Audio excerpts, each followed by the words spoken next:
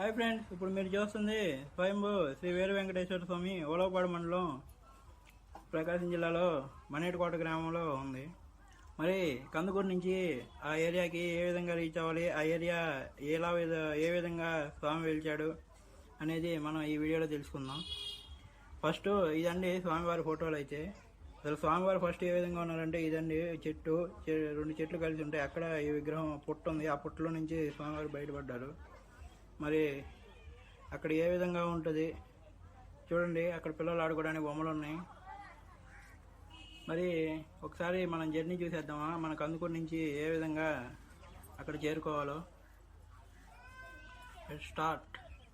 మరి కందుకూరులో చుట్టుకుంట రోడ్డు పుట్ట అంటే అందరికీ తెలుసండి.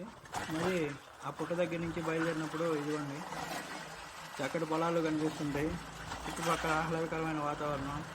కానీ అక్కడ మెయిన్ ప్రాబ్లం ఏమన్నా ఉందంటే ఇరిగేషన్ ప్రాబ్లం అండి. అక్కడ వాటర్ సరిగా ఉండవు. అందుకే అక్కడ పొలాల్లో ఓన్లీ మిర్చి, శనగ, పొగాకు మాత్రమే ఎక్కువగా పండుతుంది. మరి ఇప్పుడు మనం చూస్తున్నట్లయితే ఆ రోడ్డు అటు పక్క వెళ్తే మాత్రం కండవరపాలెం, ఆనందపురం వెళ్ళిపోవచ్చు. మరి అటు వెళ్లకుండా మనం ఇటు వెళ్తే మాత్రం మనకి చుట్టుకుంట వస్తుంది. ఈ విధంగా మనం చుట్టుకుంటూ వెళ్ళిపోవచ్చు. మరి స్ట్రైట్గా వెళ్దాం. అది కూడా మీరు చూస్తున్నారు కదా, మనకి ఊరు కనిపిస్తుంది, అదే అండి చుట్టుకుంట. మరి మనకి అక్కడ బోర్డు ఉంటుంది, అదిగోండి బోర్డు. కాకపోతే అక్కడ ఇబ్బట్టిపోయింది, అదే అండి చుట్టుకుంట. మరి చుట్టుకుంట దాటేసాం. ఇప్పుడు మరి అలా వెళ్తున్నప్పుడు ఆత్మకూరు దేవాలయం అండి. ఇప్పుడు ఆ విధంగా వెళ్తున్నప్పుడు చుట్టుపక్కల ఆత్మకూరు దగ్గర చుట్టుపక్కల మొత్తం సపోటా, మరి మామిడికాయలు తోటలు తెలిసిందే కదా. ఒలవపాడు మామిడికాయ దేశంలోనే ఫేమస్. మరి ఈ సపోటా మామిడికాయలు అన్నీ ఇక్కడి నుంచే ఆ ఒలవపాడుకి అయితే వెళ్తాయి. ఇదంతా ఒలవపాడు పరిసర ప్రాంతం. ఇప్పుడు మనం చూస్తున్నదైతే మన్నేరు అండి. ఇవి ఆత్మకూరు దాటిన తర్వాత మన్నేరు. ఇది రాళ్ళపాడు ప్రాజెక్టు కాడ నుంచి ఏరు బంగాళాఖాతంలో కలవడానికి ఇలా ప్రవహిస్తూ ఆత్మకూరు దగ్గర మన్నేరు దగ్గర ఈ విధంగా ఉంటుంది. ఇప్పుడు మనం మన్నేరు దాటి అవతలకి వెళ్ళాలి. ఇప్పుడు నీళ్ళు లేవు కాబట్టి మనం ప్రశాంతంగా దాటేయచ్చు. మనకి రోడ్డు కూడా బాగానే ఉంటుంది. ఇప్పుడు ఈ మన్నేరు దాటిన తర్వాత ఇటు పక్క ఆత్మకూరు, ఏరు దాటితే ఆ ఊరిని మన్నేటికోట అంటారు. మరి మన్నేటికోటగా ఒక స్పెషల్ ఉందండి.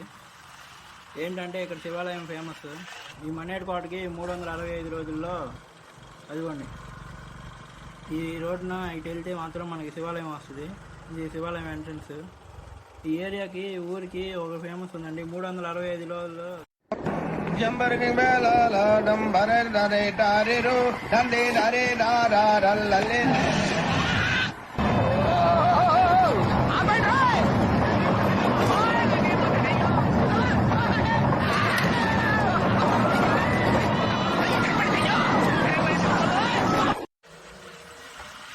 ఇప్పుడు ఆ రోడ్డు చూసారా ఎంత అర్థంగా దారుణంగా ఉందండి రోడ్లు అయితే.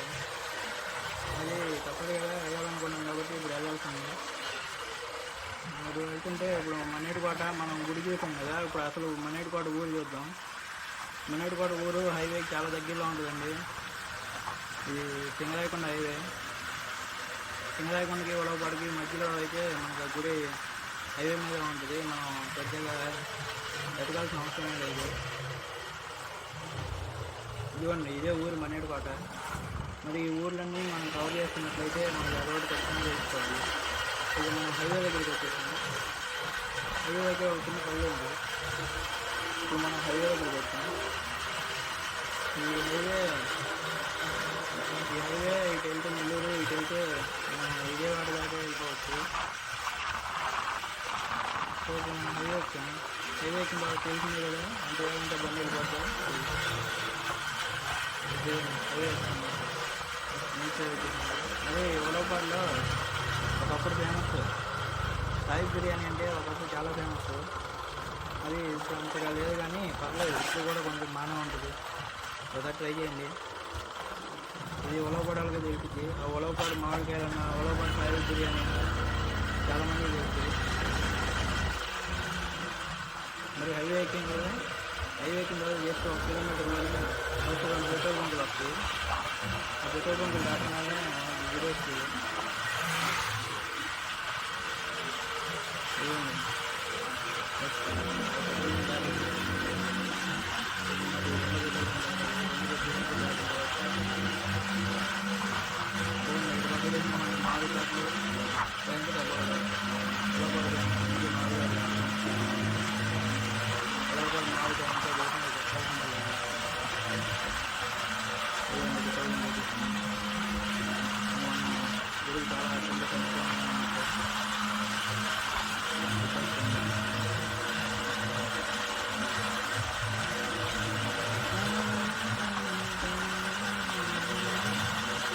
అటు పక్కనే మనకి రైల్వే లైన్ ఉంటుంది.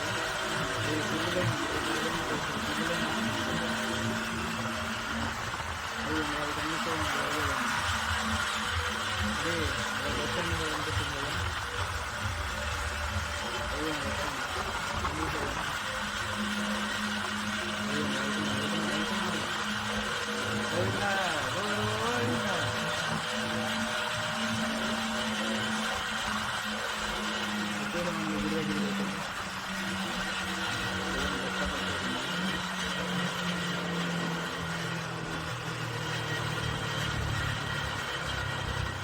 ఇదే అండి మనకి రామనగర్ గుడి బస్ స్టాప్ అయితే.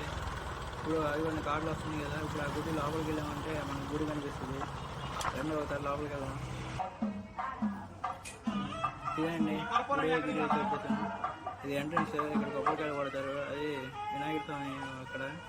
మరి అక్కడ కనిపిస్తుంది కదా, అదే మనకి వెంకటేశ్వర స్వామి వెళ్తున్న స్థలం ఉంది. అదే ఒకసారి అక్కడికి వెళ్దాం. ఫస్ట్ ఎప్పుడైనా విఘ్నేశ్వరుడు ఉంది కాబట్టి వినాయక స్వామికి దండం పెట్టుకొని ఆ తర్వాత అది వెంకటేశ్వర స్వామి ఆ విధంగా ఉంటారు అక్కడ. అది చెట్టు మరి ఒకప్పుడైతే అక్కడ గోడ లేదు, ఇప్పుడు మళ్ళీ గోడ కట్టేశారు. సో ఇప్పుడు కొంచెం భద్రత ఏర్పాటు చేశారు. పక్కనే అమ్మవారు ఉంటారు. మరి మేము వెళ్తున్నప్పుడు తెలియదు కానీ మేము వెళ్ళేసరికి అక్కడ శ్రీనివాస్ కళ్యాణం జరుగుతుంది. అందుకే ఒకసారి కళ్యాణం ఫోటోలు కూడా చూస్తున్నాం. అదిగోండి కళ్యాణం జరుగుతుంది కదా, అదిగోండి స్వామివారి కళ్యాణం జరుగుతుంది. వెళ్ళేసరికి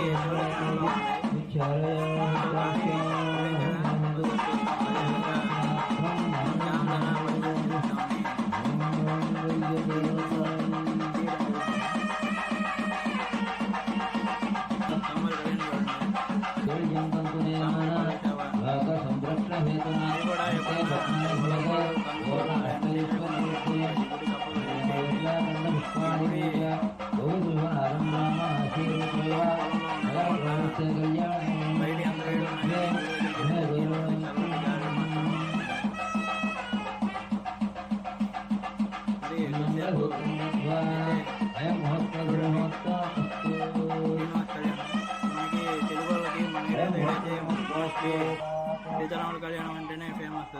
ఇదే అండి మనకి స్వామివారి మొత్తం పుట్టను మొత్తం ఇదిగోండి ఇక్కడ కనిపిస్తున్న చెట్లోనే ఆ రోజు తవ్వుతున్నప్పుడు ఫస్ట్ పాములు అయితే బయటకు వచ్చినాయండి. అయినా కానీ చాలా మంది పండితులు సహాయంతో మళ్ళీ తవ్వమని చెప్పగానే స్వామివారు బయటకు వచ్చారు. మరి మనం వెళ్ళే టైంకి అక్కడ అన్నం పెడతామండి. సో ఎన్ని చేసినా అన్న కోసమే కదండి. అదే అండి